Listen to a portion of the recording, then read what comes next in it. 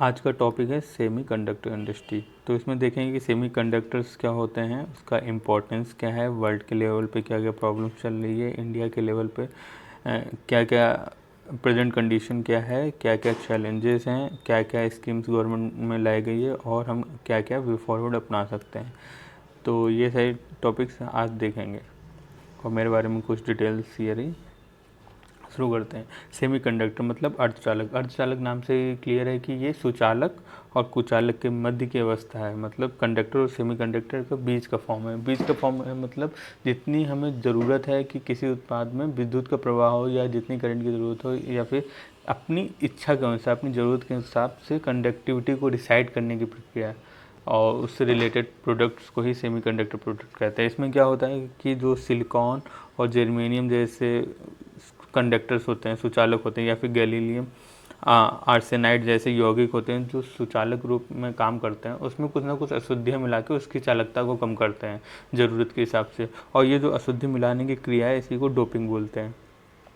और इससे related industry को सेमीकंडक्टर इंडस्ट्री बोलते हैं। तो इसका इंपॉर्टेंस क्या क्या है, इंपॉर्टेंस देखते हैं। इंपॉर्टेंस पहले तकनीकी लेवल पे देख लेते हैं। तकनीकी लेवल पे जैसे लैपटॉप हो गया, स्मार्टफोन हो गया, ऑटोमोबाइल्स हो गए, सिविल एविएशन में हवाई जहाज़ हो गए, लड़ाकू विमान हो गए, मेडिकल में जो भी टेक्नोलॉजी आती है जैसे एक्सरे मशीन हो गई, सैन्य के उपकरण हो गए, जो अभी औद्योगिक क्रांति का नया रूप चल रहा है इंडस्ट्री 4.0, उससे रिलेटेड टेक्नोलॉजी जैसे इंटरनेट ऑफ थिंग्स हो गया, मशीन लर्निंग हो गया, इंफॉर्मेशन एंड टेक्नोलॉजी से रिलेटेड उद्योग हो गए। इन सब का जो आधार है वो एक बहुत बड़ा पार्ट जो है उसका सेमीकंडक्टर का है। उसी तरीके से आर्थिक महत्व के रूप में देखें, आर्थिक महत्व के रूप में देखें कि जो भारत ऑटोमोबाइल सेक्टर में बहुत इंपॉर्टेंट प्लेयर है, उसमें Mahindra and Mahindra company, Tata group हो गए, ये सारे सेक्टर्स सेमीकंडक्टर पर डिपेंड करते हैं। और इस सेमीकंडक्टर में प्रॉब्लम हुआ तो पूरे ऑटोमोबाइल इंडस्ट्री हमारी दिक्कत में आ जाएगी। इसी प्रकार से जो हमारी मेटी मिनिस्ट्री है, ministry of electronic and telecommunication वाली, उसने ये बोला है कि इसमें इतनी ज़्यादा डिमांड बढ़ रही है सेमीकंडक्टर में कि बहुत ज़्यादा एम्प्लॉयमेंट हम जनरेट कर सकते हैं आगे। और जैसे हमारी इंडस्ट्री में सेमीकंडक्टर्स की ज़रूरत तो है ही, लेकिन हम क्या करते हैं, हमारे यहाँ प्रोडक्शन नहीं होता है। इसकी वजह से हमें बहुत ज़्यादा इंपोर्ट करना पड़ता है। इंपोर्ट बहुत ज़्यादा करना पड़ता है तो हमारा जो फॉरेक्स रिजर्व है, जो विदेशी पूंजी है, वो उसका मतलब फॉरेक्स रिजर्व हमारा कम होता है। फॉरेक्स रिजर्व हमारी इकोनॉमिक स्टेबिलिटी के लिए बहुत ज़रूरी होता है। तो आयात को कम करके हम अपने विदेशी पूंजी को भी बचा सकते हैं। इसी तरीके से रोज़गार, जब अगले एक डेकेड में हमारे यहाँ 50 करोड़ से अधिक नए इंटरनेट के यूजर्स आएंगे। नए इंटरनेट यूजर्स आएंगे तो उसका मतलब क्या होगा, मोबाइल लैपटॉप से का डिमांड बढ़ेगा।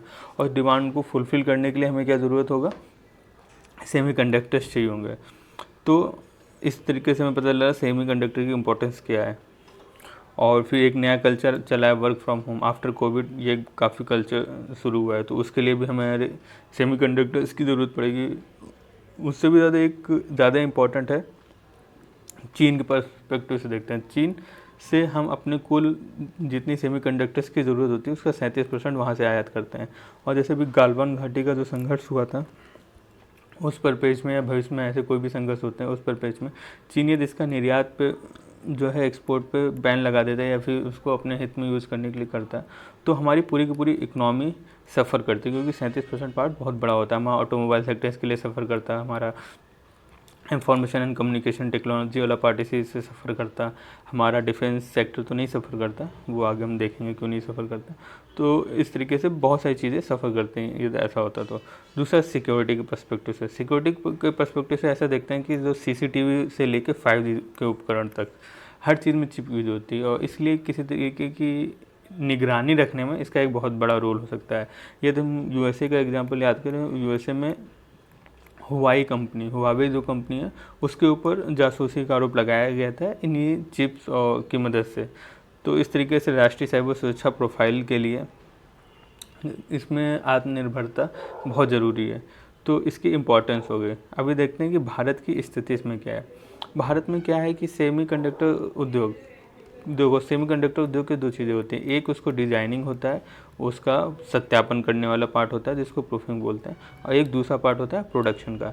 इंडिया डिजाइनिंग एंड प्रूफ और सत्यापन वाले पार्ट में बहुत गुड है, बहुत अच्छी स्थिति में, लेकिन यहाँ पे प्रोडक्शन नहीं होता है। हम अपना 90% से अधिक पार्ट को विश्व के विभिन्न देशों से आयात करते हैं, जैसे 37% तो चीन से हो गया, और इसी कारण हम इतना आयात करते हैं कि प्रेजेंट में हम $25 बिलियन का फॉरेक्स रिजर्व हर साल खर्च करते हैं, जो 2025 तक बढ़कर $100 बिलियन हो जाएगा। हमारी ज़रूरत बढ़ रही है इसलिए।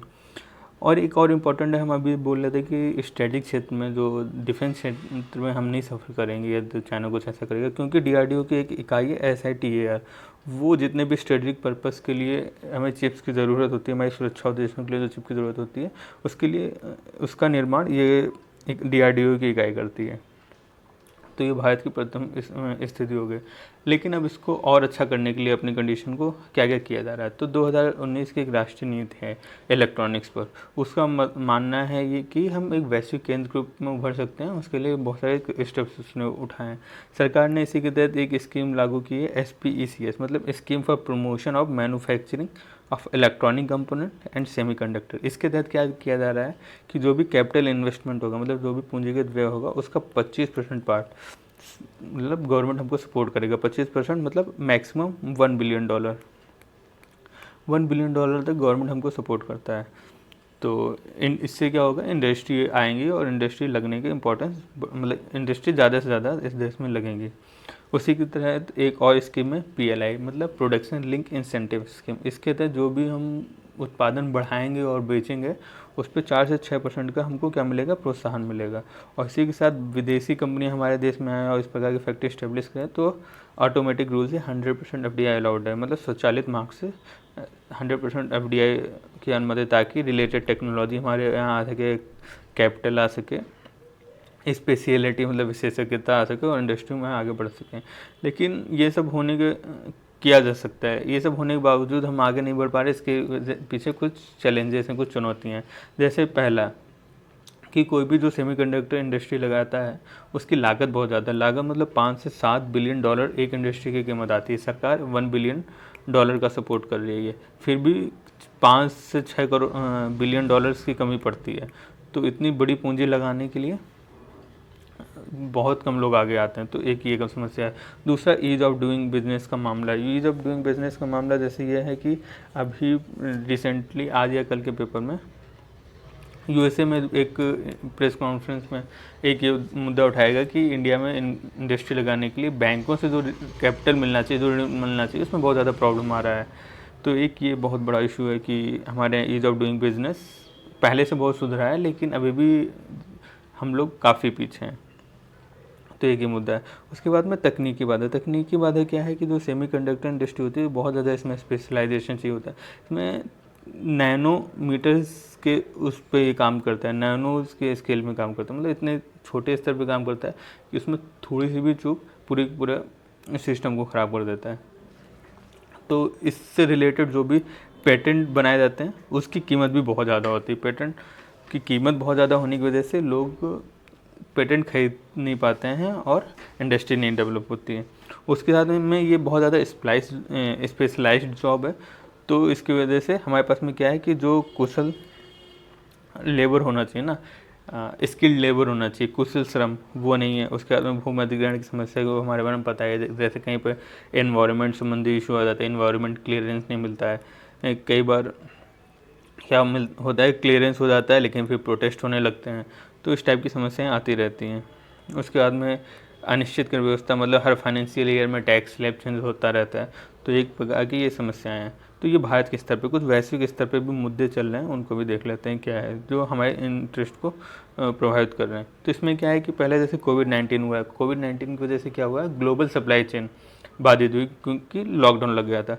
फिर ताइवान को लेकर अमेरिका और चीन के बीच में बहुत ज़्यादा इशू हो गया। बहुत ज़्यादा इशू मतलब क्या, जो अमेरिका के कुछ डिप्लोमेट थे, डेलीगेशन था जो ताइवान जा रहा था, तो इस पर चाइना ने विरोध किया और वहाँ पे चाइना ने बहस किया। तो उसकी वजह से भी क्या हुआ, जो ग्लोबल वैल्यू चैन, ग्लोबल सप्लाई चेन जो है, उसमें कुछ प्रॉब्लम आया और सही से चीज़ें नहीं हो पाए।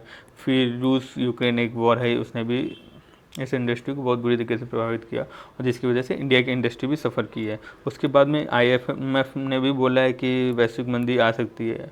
और आज के पेपर में भी एक आर्टिकल था कि और ज़्यादा श्योर होता जा रहा है, जिस तरीके से USA हो गया, USA अपने इंटरेस्ट रेट्स को बढ़ा रहा है, फॉरेक्स उसको इंटरेस्ट रेट को बढ़ा रहा है, तो उस तरीके से लग रहा है कि ये बहुत जल्दी वैश्विक मंदी आएगी। और वैश्विक मंदी आएगी तो पूरी की पूरी वर्ल्ड इकोनॉमी सफ़र करेगी, तो ये अर्धचालक का जो सेक्टर है, सेमीकंडक्टर सेक्टर भी सफ़र करेगा ही करेगा। उसके बाद में क्या होता है कि इसमें बहुत ये वाला पॉइंट हम पहले क्लियर कर चुके हैं। और हाँ, ये जो उद्योग है सेमीकंडक्टर उद्योग, क्योंकि बहुत ज़्यादा स्पेशलाइज्ड है, बहुत ज़्यादा कैपिटल का ज़रूरत पड़ता है, इसलिए बहुत लिमिटेड जगह पर ही इस्टेब्लिश है। जैसे कि ताइवान हो गया, साउथ कोरिया हो गया, USA हो गया। CBI पे ही एक एग्जांपल ये देख लेते हैं, तो ताइवान की एक कंपनी है TSMC, वो 5 नैनोमीटर चिप जितना ताइवान में बनता है उसका 90% पार्ट सिर्फ और सिर्फ एक यही कंपनी बनाती है। तो इस तरीके से देख सकते हैं कि कितना ये लिमिटेड जगह पे मिलता है। कहीं पे कोई प्रॉब्लम आता है तो पूरी की पूरी वर्ल्ड इकोनॉमी सफ़र करती है। तो एक ये भी मुद्दा है। तो ऐसे कंडीशन में हमको क्या करना चाहिए, ऐसा वे फॉरवर्ड क्या होना चाहिए। वे फॉरवर्ड के रूप में पहले हम देख सकते हैं कि जैसे IIT मद्रास ने एक मॉस्की नाम का माइक्रो प्रोसेसर बनाया है, ये भी सेमीकंडक्टर पे ही डिपेंड करता है। तो इसी तरीके से जो पूरी इंडस्ट्री की बात कर रहे हैं ना, पूरी इंडस्ट्री सेमीकंडक्टर से रिलेटेड पूरी इंडस्ट्री की बात कर रहे हैं, तो इसमें ये माइक्रो प्रोसेसर हो गया, माइक्रो प्रोसेसर रिलेटेड चिप्स और भी सारी चीज़ें जाती हैं। तो इसी टाइप के और प्रोजेक्ट को समर्थन देना चाहिए मिट्टी के द्वारा, क्योंकि ये जो मौसी प्रोजेक्ट है इसके लिए जो फाइनेंस आया है वो भी ministry of information and technology वाला जो है मिनिस्ट्री, उसी ने दिया है। तो हाँ, जो ये प्रोजेक्ट है इसके लिए फाइनेंस भी मेटी ने दिया है, माइक्रो प्रोसेसर भी डेवलप हो गया है और थोड़ा सस्ते में भी हुआ है। तो इससे क्या होगा, इंडस्ट्री को बूस्ट मिलेगा। यही चीज़ हम और कहीं भी यही चीज़ अन्य सेक्टर्स के साथ भी कर सकते हैं। जैसे IIT कानपुर को समर्थन देना, इंडियन इंस्टीट्यूट ऑफ साइंसेज को सपोर्ट कर सकते हैं इसी तरीके से। दूसरा क्या कर सकते हैं, सॉवरेन पेटेंट फंड का यूज़ कर सकते हैं। सॉवरेन पेटेंट फंड क्या है, तो पेटेंट बहुत ज़्यादा महंगे मिलते हैं वर्ल्ड के लेवल पे, तो क्या करे, गवर्नमेंट उन पेटेंट को खरीद ले और उसको सस्ते रूप में इंडियन इंडस्ट्रीज़ को दे और उसके पर बेस्ड इंडस्ट्री को प्रमोट करने के लिए काम कर सकता है। इसी तरीके से जो ग्लोबल सप्लाई चेन इंडस्ट्री में प्रॉब्लम आता है, ग्लोबल सप्लाई चेन में, उसके लिए क्या कर सकते हैं, quad supply chain resilience fund पे फोकस कर सकते हैं। इससे फ्यूचर में यदि कोई प्रॉब्लम आता है सप्लाई चेन को तो हम उससे डील कर सकते हैं। उसके बाद में जो भी डोमेस्टिक इंडस्ट्री बनेगी तो उनको हम थोड़ा एश्योरेंस दे सकते हैं कि जितना भी हमारी घरेलू ज़रूरत है उसका एक निश्चित पार्ट हम आपसे ही खरीद देंगे। तो उनको बाज़ार की एक सुनिश्चितता मिलेगी और बाज़ार की सुनिश्चितता मिलने से वो प्रोत्साहित होंगे इंडस्ट्री में लगाने में। दूसरा चीज़ क्या कर सकते हैं, तो विदेश है, विदेशों की कंपनियों को अधिग्रहण करने में सपोर्ट कर सकते हैं। इससे क्या होगा, विदेशों की कंपनी अधिग्रहण करेंगे तो उनकी टेक्नोलॉजी और विशेषज्ञता को कुछ समय के बाद में, स्पेशलाइजेशन को कुछ समय के बाद में हम इंडिया में ला सकते हैं। तो एक ये पॉजिटिव पॉइंट होगा। और हम वैश्विक सहयोग बढ़ा सकते हैं। जैसे ताइवान के साथ FTA और सेमीकंडक्टर निर्माण केंद्र पर हमारी वार्ता चल रही है, इसी टाइप की वार्ता हम USA के साथ, जापान के साथ, कोरिया के साथ कर सकते हैं। और जैसे करेंगे तो हमारा सहयोग बढ़ेगा, सहयोग बढ़ने से हमारे यहाँ इंडस्ट्री बढ़ेगी। तो ये कुछ स्टेप्स लिए जा सकते हैं जिससे कि हम आगे बढ़ सकते हैं इस सेक्टर में।